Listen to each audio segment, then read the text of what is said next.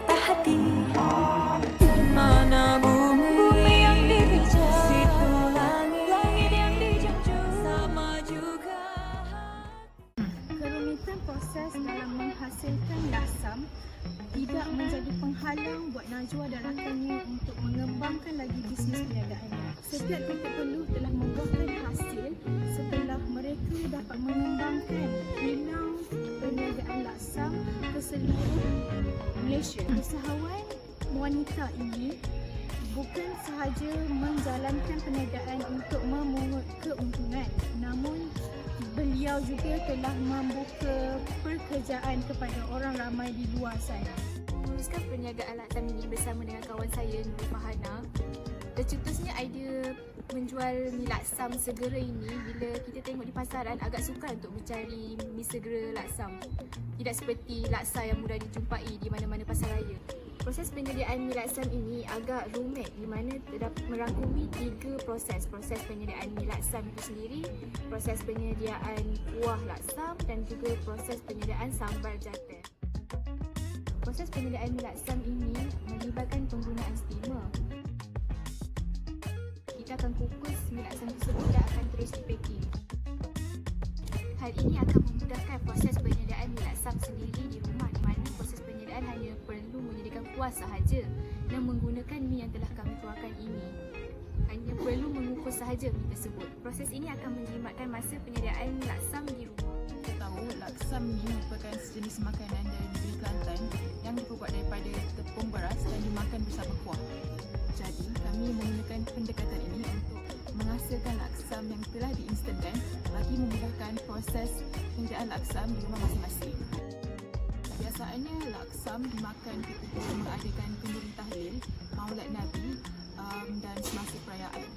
Namun, kami menggunakan mesin steam di kilang bagi mempercepatkan proses penyediaan. So, dengan cara ini, kapasiti pengeluaran akan menjadi lebih tinggi dan efisien. Daripada video ni, kami boleh tunjuk ajar setiap proses menghasilkan laksam di rumah.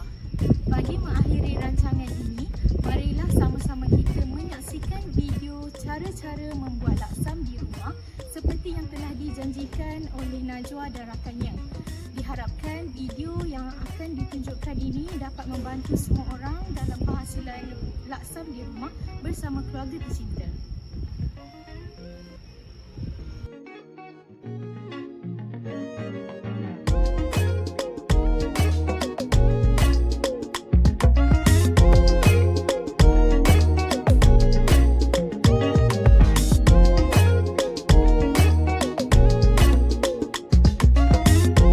Okey, mula-mula masukkan 1 kampit tepung beras ke dalam mangkuk adunan.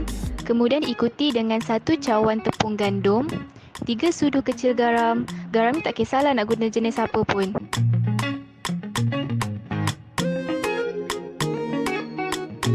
Tuangkan air suam secukupnya.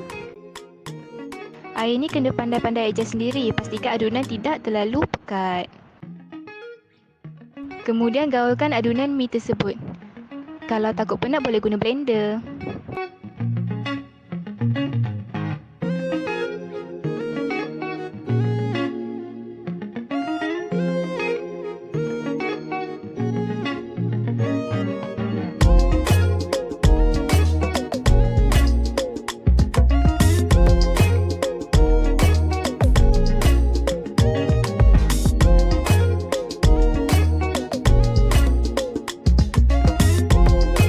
Sambil-sambil buat adunan mi tu, boleh rebus ikan kembung bersama dengan asam keping dan sedikit garam.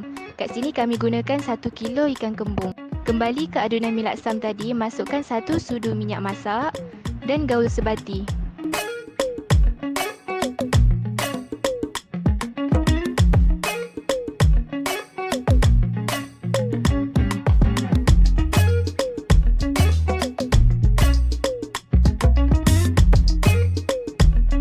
Dah siap adunan mi, sapukan minyak ke atas loyang. Nak guna loyang apa-apa pun boleh. Nak guna loyang pizza ke, loyang kek ke. Okey, kemudian letakkan loyang tersebut ke dalam pengukus dan tuangkan adunan mi ke atas loyang. Pastikan tidak terlalu tebal dan tidak terlalu nipis.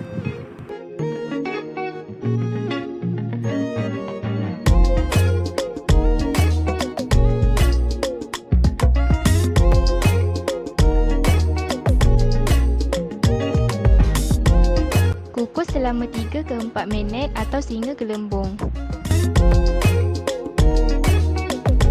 Kemudian keluarkan loyang dan tunggu sejuk seketika. Dah sejuk boleh start gulung.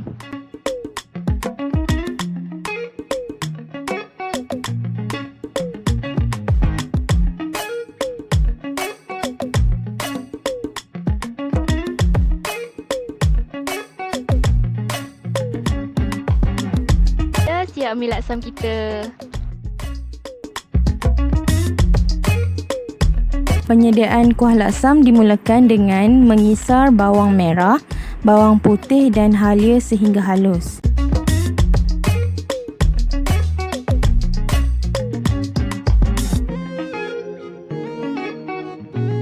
Kemudian kita akan asingkan isi ikan dan tulang ikan. Isi ikan tersebut kita akan kisar sehingga halus dan tulang ikan tersebut jangan buang ya. Kita akan kisar juga tulang dan menapis untuk mendapatkan airnya.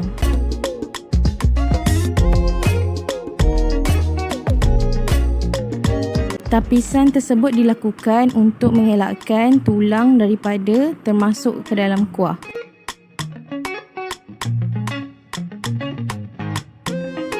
Dah siap kisar mengisar, kita akan mula masak. Masukkan bawang yang telah dikisar halus ke dalam periuk yang panas. Diikuti dengan isi ikan yang telah dikisar halus. Masukkan pula air hasil kisaran tulang ikan dan air rebusan ikan.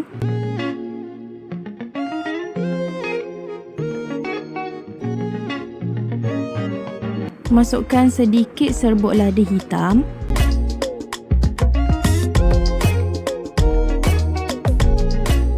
Gaul hingga sebati kesemuanya.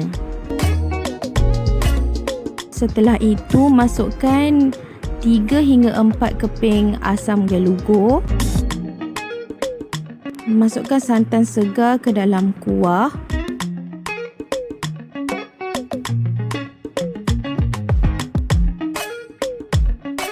Gaulkan hingga sebati dan kuah laksam pun dah siap. Untuk buat sambal jateh, masukkan cili hidup dan belacan ke dalam lesung batu. Ikut suka nak letak berapa banyak. Kalau suka pedas, boleh letak cili banyak-banyak. Lepas tu, tumbuk sampai hancur. Kalau nak pakai pengisar pun boleh, tapi jangan kisar sampai halus. Lepas dah tumbuk, masukkan garam secukup rasa. Untuk buat ulam, sagat timun menggunakan penyagat. Potong kacang panjang.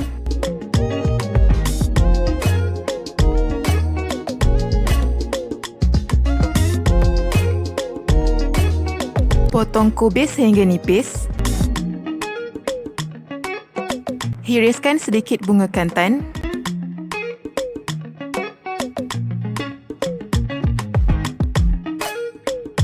Dan hiriskan daun kesum sehingga halus. Nak lagi sedap, boleh letak limau kasturi. Lepas dah siap, boleh hias atas laksam. Untuk pengetahuan, sekarang ni kilang kami sedang waktu lunch break. So, ini adalah pekerja-pekerja kami.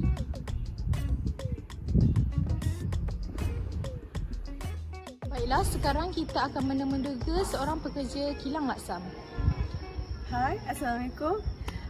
Saya ialah salah seorang pekerja dekat kilang laksam ni.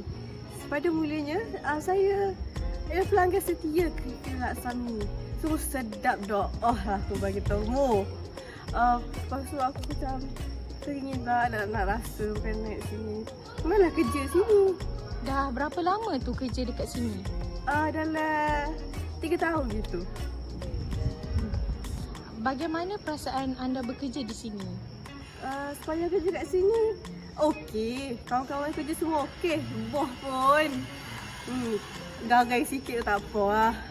Tapi baik lah, molek. Yang penting dapat makan laksam hari-hari. Rancangan Nano pada minggu ini. Jangan lupa ikuti perkembangan rancangan Nano pada minggu hadapan.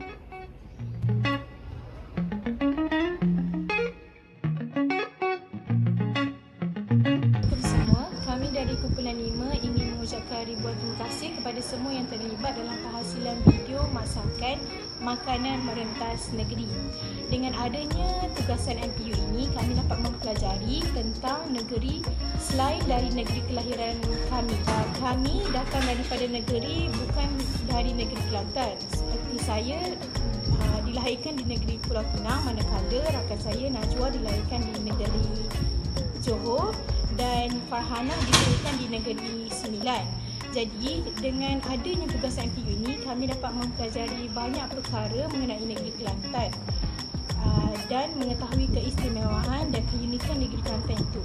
Sebagaimana kita tahu, keunikan dan keistimewaan negeri Kelantan ataupun negeri-negeri lain, inilah yang dapat menyatukan rakyat Malaysia hingga ke hari ini. Selain itu, dalam video kami juga kami ada selitkan beberapa info menarik yang mungkin orang di luar sana tidak mengetahui, seperti wujudnya kilang pemprosesan mi laksam itu sendiri. Sebagaimana yang kita tahu, mi laksam ini agak leceh untuk dibuat. Jadi dengan adanya kewujudan kilang mi laksam tersebut, proses penyediaan mi laksam itu menjadi lebih mudah. Kewujudan kilang mi laksam ini juga membolehkan sesiapa untuk membuat tempahan laksam untuk kenduri kedara. Bagi yang ingin mengetahui lebih lanjut tentang kilang pemprosesan mi laksam itu, kami sediakan link di bawah. Kesimpulannya, kita sebagai rakyat Malaysia perlu mempelajari makanan tradisional negeri-negeri lain selain dari negeri kelahiran. Okay. Ini sebab makanan merupakan sinonim dalam kalangan rakyat Malaysia, di mana makanan dapat merapatkan hubungan antara kaum. Dengan mengetahui makanan tradisional Kelantan, kami juga sedikit dapat mengetahui logat Kelantan. Malah, kami dapat meningkatkan lagi kemahiran berkomunikasi semasa menghasilkan video masakan ini dan ketika membuat pertentangan di hadapan syarah kami, iaitu Madam Roslina Yunus.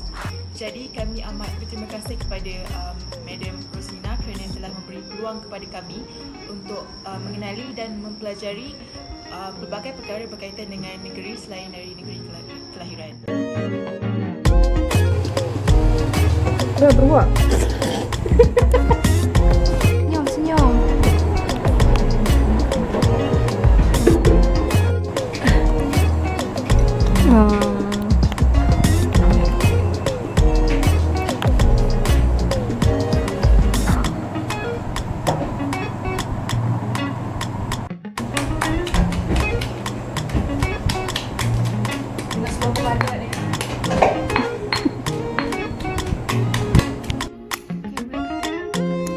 Mempelajari sedikit logat. Logat. Okay.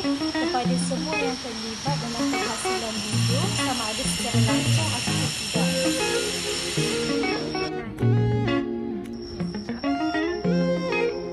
Sekian sahaja daripada kami kumpulan 5. Sebagaimana yang kita tahu, proses penyediaan mi laksam ini agak leceh. Jadi dengan adanya kewujudan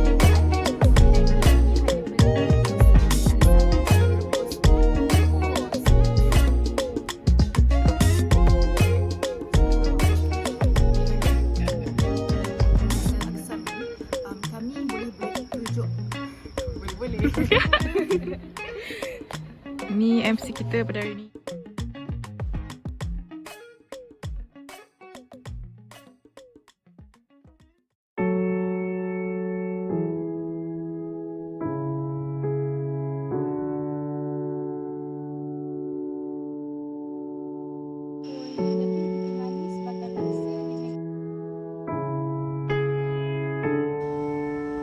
Itu sahaja daripada kami. Sekian, terima kasih. Jangan lupa like dan subscribe.